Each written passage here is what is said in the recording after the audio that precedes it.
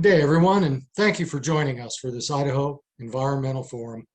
I'm Tim Murphy, an Idaho Environmental Forum board member, and the Idaho Environmental Forum is a nonprofit, nonpartisan educational association whose sole mission is to promote serious, cordial, and productive discussions on a broad range of environmental policies affecting Idaho.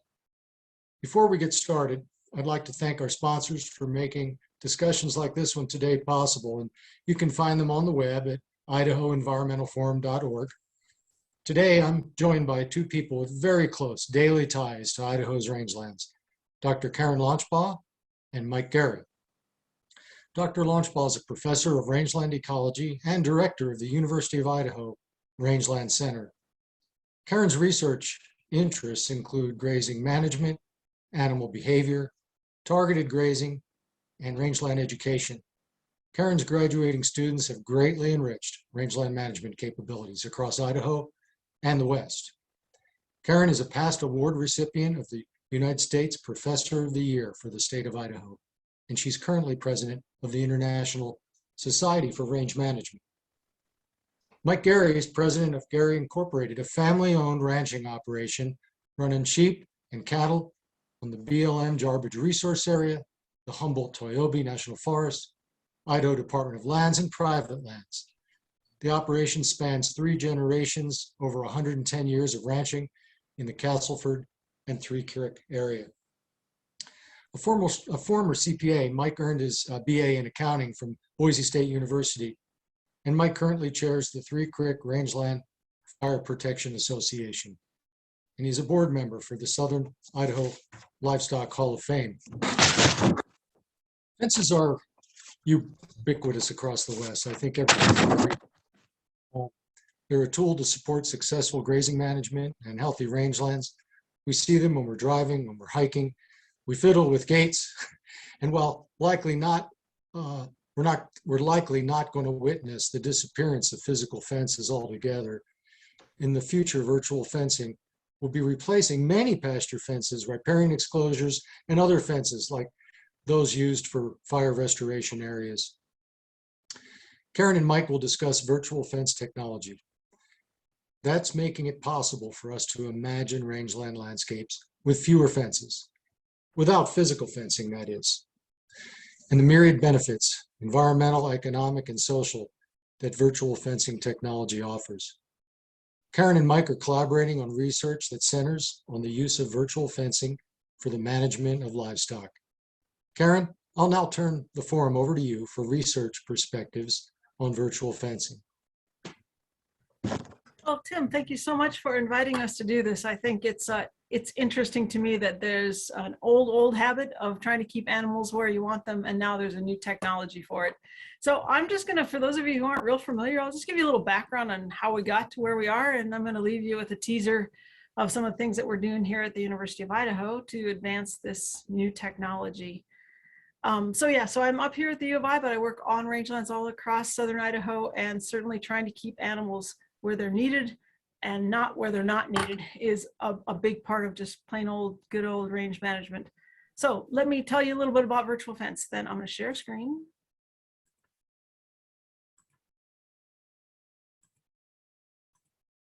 There we go. Okay, so I titled this Transforming Livestock Grazing because livestock grazing has been around for a long time, and now we're at the verge of really turning another corner on it. I'm a part of a team that includes multidisciplinary grazing. I'm the grazing person on the team, and I work with Jason Carl, who's a technology guy. He flies drones and has GPS collars on cows, etc. We have an agricultural engineer, Dev Shrestha, who works with us, a physiologist, Gordon Murdoch, who is now at Washington State University, and an ag economist. And it takes all of these different views and minds together to figure out how we might actually put virtual fence to action. So here is what I know about virtual fence. And again, I'll end with where we're going with this team. Okay, in the beginning, about 10,000 years ago, we domesticated cattle and sheep. And for about 10,000 years, we've been trying to put them where we want them and keep them out of other places. And we've done that with herding, with wooden fences, with stone fences. And that's what existed until about a little more than 100 years ago. These were the only technologies we had to really keep animals where we needed them. Then, of course, the first innovation, we don't think of a technology including barbed wire. I mean, when you look at barbed wire, that, just that wire between posts doesn't seem like a really amazing technology. But in 1874, it was a pretty new thing. And in fact, I've read some accounts in the late 1800s where they actually had to go to county fairs and state fairs and show people that barbed wire would keep cows in an area. So it was an innovation. It transformed the way we did range management. There's about 800 patented wires that exist, people that tried to find different ways to use barbed wire. And that's where, as you said, Tim, that there's barbed wire still all across the West, many that are 100 or more years old. Of course, the more modern solution in about the late 50s, and certainly became popular in the 60s, was electric fence.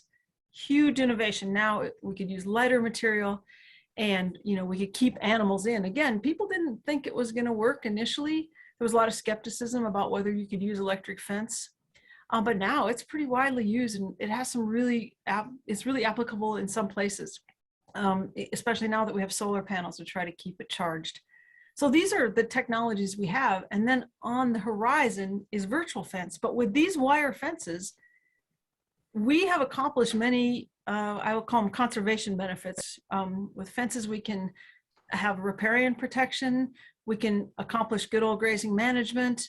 We can sharpen our tools with targeted grazing. And up in the upper right-hand corner is some goats that are kept in a pasture to keep leafy spurge out. So we could do things with weed management.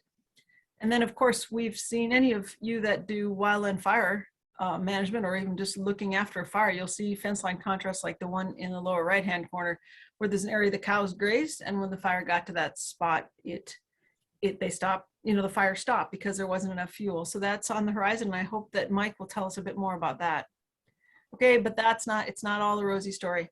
There's a dark side to fences. The one that comes most often to mind, if any of you spend a bunch of time on the range, you almost always will come across animals that didn't make it over the fence. So they're real obstructions for wildlife. With trying to get the sage grouse back and healthier populations, we've put markers on fences so that they wouldn't collide with the fence. So fences have some real downsides for wildlife as they migrate across the landscape. Of course, Tim, you mentioned about a gate. There's a lot of gate conflicts, who left the gate open? And, sometimes you might get the gate open and it's hard to get closed again. So that sets up a conflict between recreationists and ranchers, and even just people who are traveling through the country trying to get the gate closed.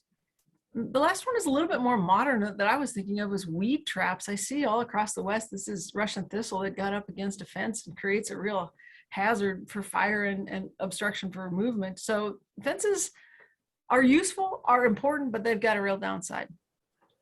So enter the new sophisticated solution called virtual fence. It's actually been people have been working on this since the 90s, but with the improved GPS technology over the years, it's become really possible to put on livestock. So I'm going to show you what the going systems. If you wanted to buy a virtual fence system now, you could get rid of the wire. At least for interior fences, you're always going to need an exterior wire to keep the animals in the area or on the land. But then within that area, you could control them with a base station, animals wearing a collar that shocks them, just like dog shock collars. The no fence system for dogs was the first fence system that did not require wire. And in this case, the cow is receiving and giving up GPS signals so that the collar knows where the cow is. If the cow gets near the border, they'll get a shock. And you, the manager, can sit and have coffee and use your virtual fence app on your mobile device to set new perimeters for fences. So it's seriously amazing. The three companies there's several companies getting into it, but the three leaders, Vince is a company out of California that is the one that I think is putting the most virtual fence on the ground. eShepherd was a fence system that was developed in Australia, and then Gallagher, the fence company, bought the eShepherd system, and they're soon to be releasing it if they have not already. And then also in Europe, there's a system called no fence grazing technology. All of these roughly the same. The animal wears a collar, gets a GPS signal to know if it's in or out. When it gets close to a border, it hears something. The collar emits a beep, and it knows to turn around. They are really exciting. They are really expensive. So I think we'll talk a little bit more about expense, but just not to underestimate how many thousands of dollars it will take to get a system like this up. So with that in mind, us here at the University of Idaho have been working for about 4 or 5 years to think about what is a really simpler system that could be on the ground. So we're just imagining really elegantly simplicity. What's this lowest cost, most durable and reliable, really has only functionality to keep animals in a place or out of a place, nothing else, no fancy iPad map or anything. Our system is based on beacons and radio signals on borders. And then the animal, when they get close to that beacon, they hear a sound and they get a shock. And so we're trying to really get it so that the whole system costs, $20-ish per cow instead of hundreds of dollars per cow. So this is a project that is, again, with that interdisciplinary team that I'm working with, and we just recently got a grant from the National Institute for Food and Agriculture, which is in USDA. And so we are on the ground and running. I want to say that we are keeping our eye on the cost, on grazing management, on power, and really trying to engage animal physiology. And there's 2 outputs from our project. One is a virtual fence system that's based on an ear tag, not a collar. And the other, students. Our team is all students, interdisciplinary students. And we are still trying to find funding for these students. So if you are interested in this, give me an email at range@UIdaho, and I'll tell you more about our projects and especially the involvement of our students. So I'm going to stop there and let you take it to the ground, to the real live situation, because we're just experimenting with it now, trying to work with folks like you, Mike, to see how it's going to work on the ground. Karen, thank you for bringing this research to Idaho. Leading edge for sure, and important work for everyone who lives, works, and recreates on Idaho's rangelands. Now over to Mike. As a landowner, rancher, firefighter, Mike, please share your experiences and perspectives with this virtual fencing. Thanks, Tim. Thanks, Karen. Great lead in. I appreciate everything. And I wish I could say we had experience with this project on the ground already. I'm excited enough about it. I wish we already had it in place. But obviously, this has just been coming about the last few years. And I've had concerns with the direction some of it was headed, largely due to the costs that Karen referred to. They talk about in those instances that you only need to put a collar on the boss cows and they will control the other cows. But in a large range operation like the one that we run, you have a high percentage of boss cows, and it would take an awfully lot of collars and an awful lot of expense to make a system like that work. The other concern I have is a concern that comes with those of us, especially of my age and older, in agriculture, in that we are possibly a tad bit slow to change. And if not slow to change, maybe slow to technological change. We're being drawn into it, obviously, by productions much like this one and other things that we've come to take hold of. But this is an area where I think simplicity is going to be huge. And I think that's where Karen's point is that if we can start off with a simplistic system that, you know, can be handled on a very easy basis, moved on a very easy basis, doesn't cost a large amount of money, then I think we can get acceptance quicker. And I think there's just a myriad of opportunities for fencing of this type. You know, the one reference that Karen made to the ear tags, that has been my desire all along, is that it be something to do with the ears, whether it be incorporated in the ID tags, electronic ID tags that we're using now, or in a full tag or clip, however it be done. It's fortunate that her testing to date has found that the ear is the most sensitive, because that falls right into where my hopes have been in this situation. The obvious advantages to virtual fence, Karen alluded to the fact you're certainly going to have perimeter fences because you still want to keep them on your operation. I say to my guys all the time, I say, I don't mind if they come through the fence and we have to put them back on our own deal. I don't want them out on somebody else's or out on a road somewhere along the way that they shouldn't be. So when you start looking at virtual fence versus permanent fence, and permanent fencing, you can be looking at costs that, as we all know, that can run up in today's world to $10,000 a mile on permanent fencing, and that gets prohibitive really quick. And even on the electronic fencing, even on the portable fencing, you know, you're still looking with the energizers and everything like that. You're looking at $1,500 to $2,000 a mile in just the portable fencing. So first of all, this could reduce those costs greatly if we were to have a situation where we could do it with virtual fencing. The other side is obviously labor. In our instance, we do a lot of intensive grazing management with our livestock, especially our yearling cattle. We're under pivots with paddock systems where we, in our instance, again, we limit it to 3 to 4 days in a paddock. That's about as ultimately productive as we can be just due to the labor requirements. It takes 2 men about half time in our operation each just to maintain the electronic fencing out in front of the different paddock situations.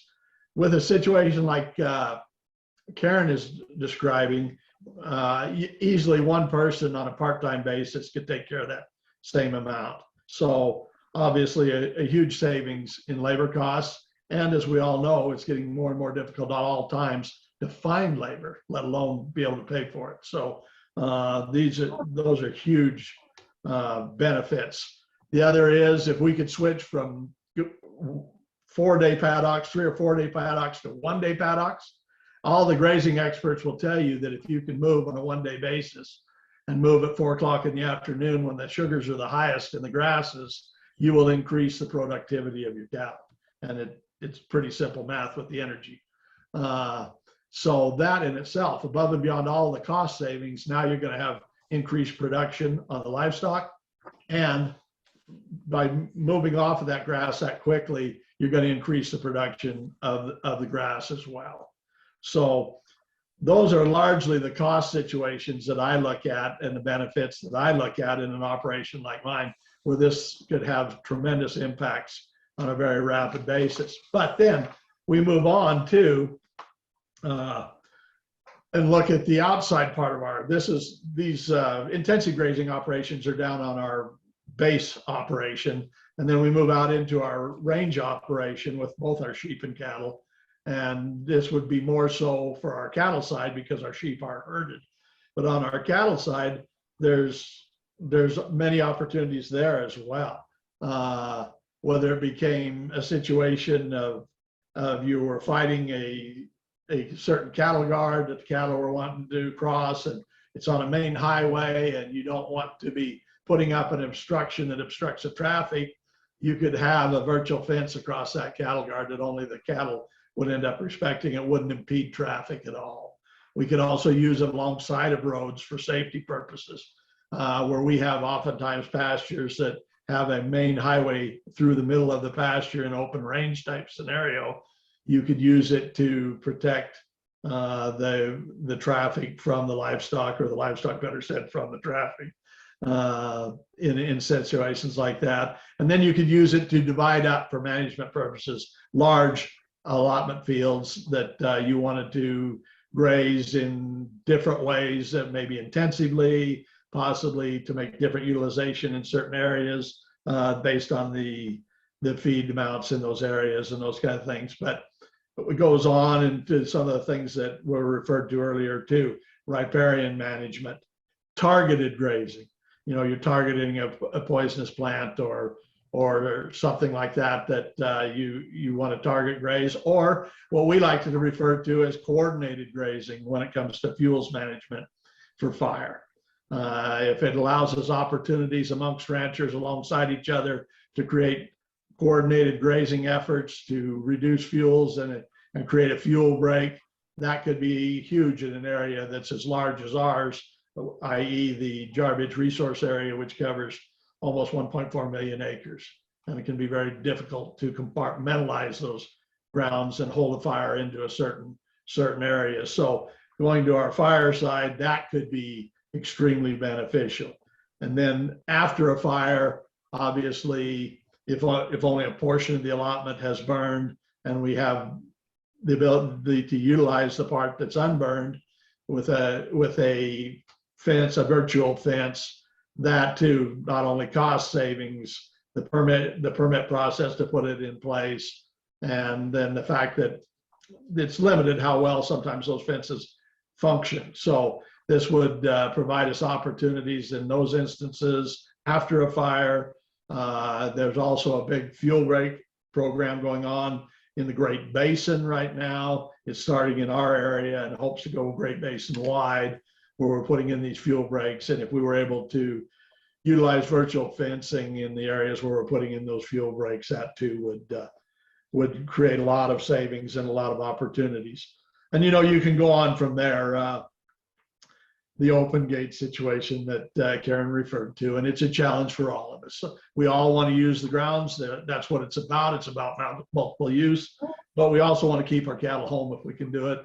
And an open gate can be a real challenge at times. And so we spend a lot of time riding fence lines during hunting season, having herders in those areas to protect those gates. But this could be something that could once again be a huge labor savings to us and management savings to us too. So I think with that, you can see that I have a lot of enthusiasm for a project like this, and you can understand why. When you look at the cost savings, the production increases, the management opportunities, the fire entity, all those different opportunities that something like this provides. And I go back to what I said at the beginning. I like this process because of its simplicity. And I think it's something that we can get on the ground. I think it's something that the Karen and that group she's put together, because I've known Karen, and if she's got that group put together, she will make it happen. And we've got a real opportunity here to make some major changes to management in the Western United States. And with that, I'll turn it back to Tim. All right. Thank you, Mike. I sure appreciate you sharing a perspective from decades of ranching and working on landscapes. Cost and functionality are always issues with new technology. And we know over time with other tech, costs go down, functionality will go up. But your generational, Mike, your generational and personal experience contributing to this partnership with Karen and this research is invaluable. Bringing practical perspectives to new technology will help expedite keeping costs down, functionality up. I happen to have been in and around Mike's outfit, so I can say with certainty, Mike, thank you for taking care of the land. Proof's in the pudding and your land looks great. Karen and Mike, your effort in leaning forward and figuring out the application of virtual fencing and the myriad benefits is greatly appreciated, greatly. And thank you to our IEF viewers for joining us for this forum short. If you've got an idea for a forum, we'd like to hear it. Just email us at ief@idahoenvironmentalforum.org. If you'd like to be added to the member list, we'd like to help us by becoming a sponsor, please go over and visit idahoenvironmentalforum.org. And again, thank you to our current sponsors, and we couldn't do any of this without you. With that, good day, everyone.